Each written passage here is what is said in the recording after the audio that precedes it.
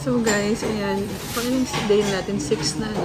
Yeah, 6 days. 6 day na namin dito sa Japan. Chill lang kami, 12 o'clock na. Magla-lunch pa lang kami. Try namin yung Yoshinoya in front of Arc Hotel, yung hotel namin. And then, pupunta kami na Osaka Aquarium or Kaiyukan yata yung tawag. So, kain muna kami kasi gutom na ako.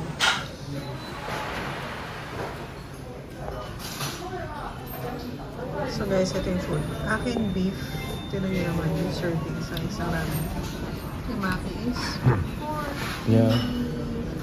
45. and going na kami sa aquarium, guys.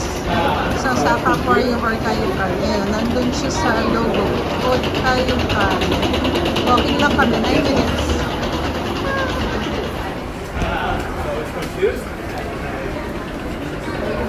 Right here, guys. At Osaka Kaiyukan. May malaki silang Ferris wheel at giraffe.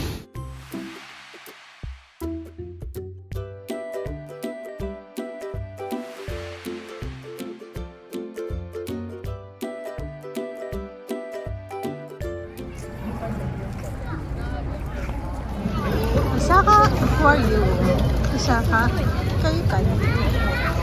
Yan, bihirang may po, parang mostly pag mga tourist hindi masyadong nagpupunta dito kasi pupuntahan nila yung mga Kyoto. Pero mukhang nice here. Ayan nga guys, nakapasok na kami sa loob. Alam nyo ba, sobrang raming tao sa labas.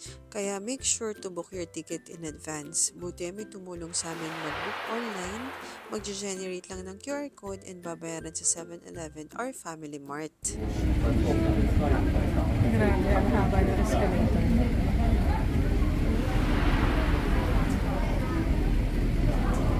And super steep.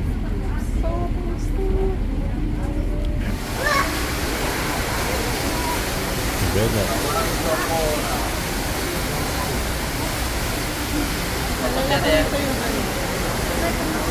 Alin?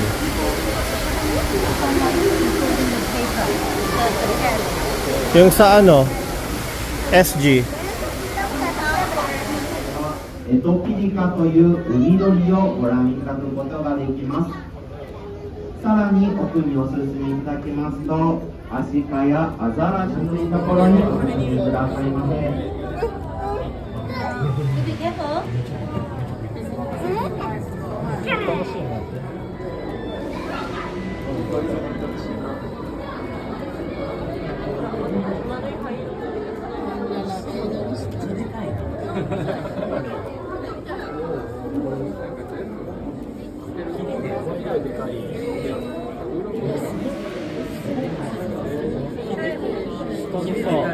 なんか変な模様。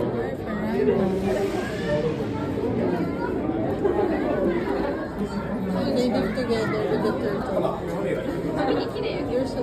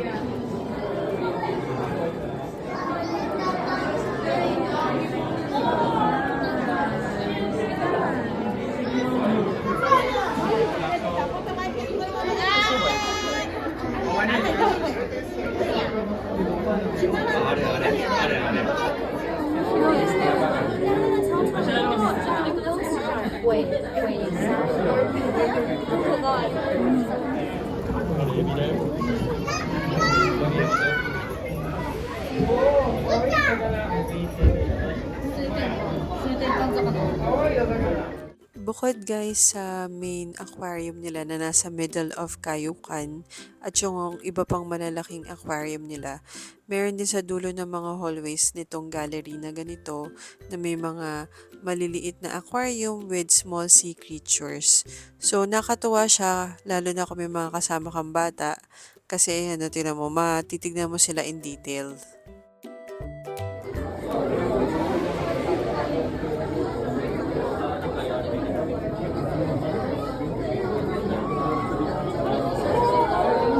Grabe guys, itong ganito kakapaling glass na ginagamit dito. Almost indestructible like vibranium. Ito guys, halos patapos na tayo ng tour natin. Na-tour namin siya mga 2 hours lang. Tapos eto, papasok na ng jellyfish gallery. Kailangan talaga madaling para mas makita yung mga jellyfish. Kita ko, yun.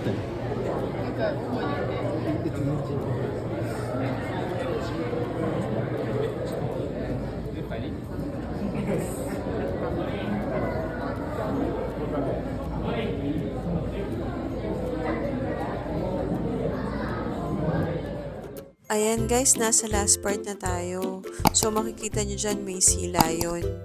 Tapos, as part of the last activity for the kids, merong face-to-face with sea creature, pwede nilang hawakan. Hindi ko na na-record yun eh. Pero eto, may ship din sa labas na pwede nating puntahan just in case you want. Ayun lang guys. Bye!